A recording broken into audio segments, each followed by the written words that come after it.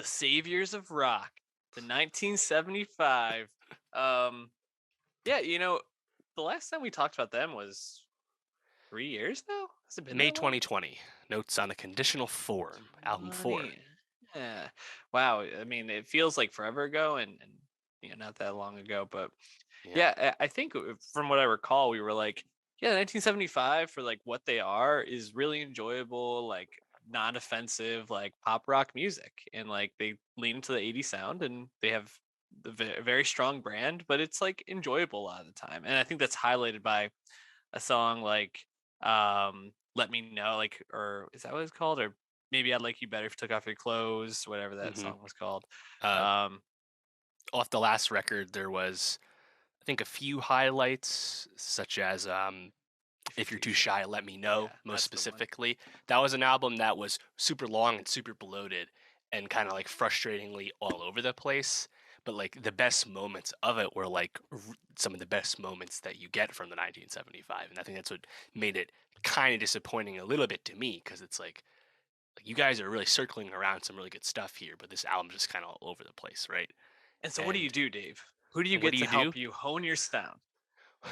Yeah, how do you trim a track list down the way the 1975 just did? Well, you work with the only man for the job, and that would be Jack Antonoff, who was in the room for most of the recording of this. He's not listed as a producer on any of the beats, but he did all the arranging and did some instrument playing as well. Clearly was a creative collaborator with Maddie and the boys. Jack Antonoff, who would have thought that's all you needed to do? Because I think this is the best 1975 album. Yeah, I mean, I would agree. I thought this was actually pretty great.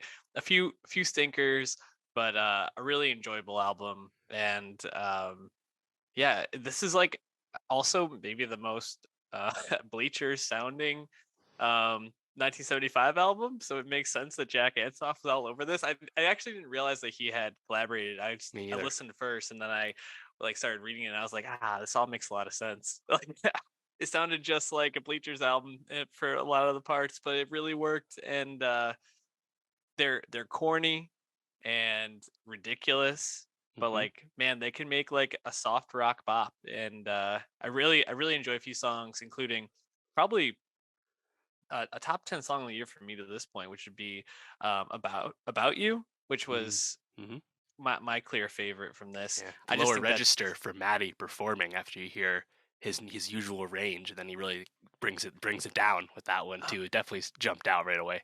and like that's like a Jack Antonoff like production, like chef's kiss, like everything that he does really well on the albums that we love from him, like Melodrama and Lover and things like hmm that. It's like it all just kind of comes like to fruition there, and you're like, man, he still has it sometimes, but he's just made so many boring albums with boring artists at this point, or not boring, but like Yeah, I don't know, made other uninspired artists albums, I boring guess. lately. Yeah. Yeah.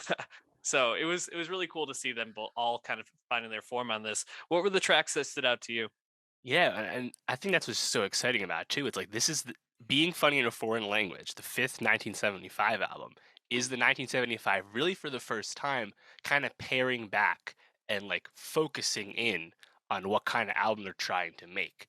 And as a result, the album is only 43 minutes, 11 songs. It like feels tighter because it is.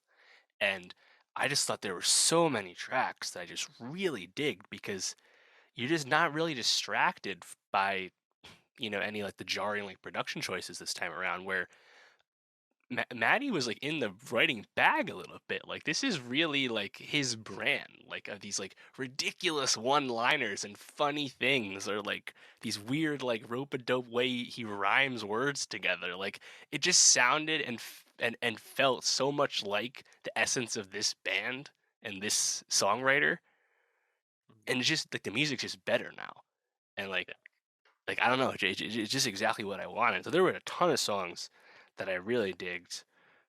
Just I think just like the through line for me is just a lot of the melodies are just like really tight and like the tempos are really fun, and like and Maddie like he's not been one to be afraid to speak his mind. As people know, he is And he talks about this on this record, I think, in a funny way too, about apologizing for some things he might have done or said, and referencing his past in funny ways. Like, I just really enjoy him as a presence in music, as a frontman of a band, because I think he's like a really genuinely real and unique personality, He's and a it also weirdo. comes across in the music. Like, Mhm. and that, more than anything, that's why I like the band a lot these days. So yeah, I dug right off the jump. I loved Happiness. Yeah, Happiness Um, is a the clear bop. the melody there and like the guitar is just kind of jamming out. Sounds great. Man, the Looking for bass on that song is so plucky. It's like really fun. exactly. Yeah, right after that, looking for somebody to love. Just Mhm. super groovy there. My favorite song probably would be the next one, Part of the Band. Just the way like the strings are just kind of like strumming along. I think his one-liners on that song are super funny. Um, and then it Part kind of of the has this like band, saxophone outro too, which is like super subdued and yeah. cool. But like there were moments of saxophone on the last record, and they clearly like noticed people like that. I certainly did. And like, you know what? Let's get more sax on this new one. And it's like really stood out to Oh me. yeah. Well, yeah. Jack Antonoff loves the sax. Like if you listen to his last album, it was all over the place. Yeah. Part of the band, his like the way he like sings, like talks. I can't quite pinpoint it, but it feels so familiar. There's almost like a Paul Simon feel to it in a Mm, sense, Like I don't know, like I can't quite put it like a You Can Call Me Al maybe is the song that it brings to mind for me. But yeah, I thought that was a great track. Actually, I think that run, Happiness, Looking for Somebody to Love, and Part of the Band is probably my favorite like run of the album. But hmm. I also really like the second half where we get like Wintering. Oh yeah. I think that's a great track. Just a lot of fun. And then Human 2, which is a little cheesy for me, but I think is also still a strong song. And then obviously leading into About You. Um, I think those three really stood out to me as strong songs as well. And then there's a couple in the middle I really liked, like Oh Caroline is another Hmm. really strong track for them.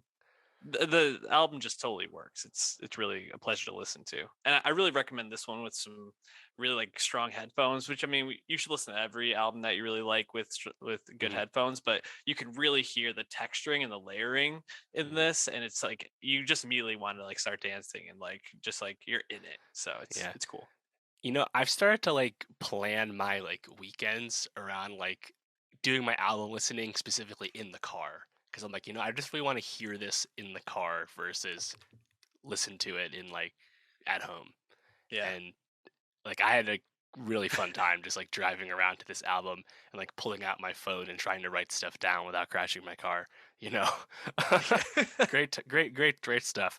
Yeah, I think Oh Caroline is really fun too because it's like Leo DiCaprio meme points 80s song. We found it. Yeah.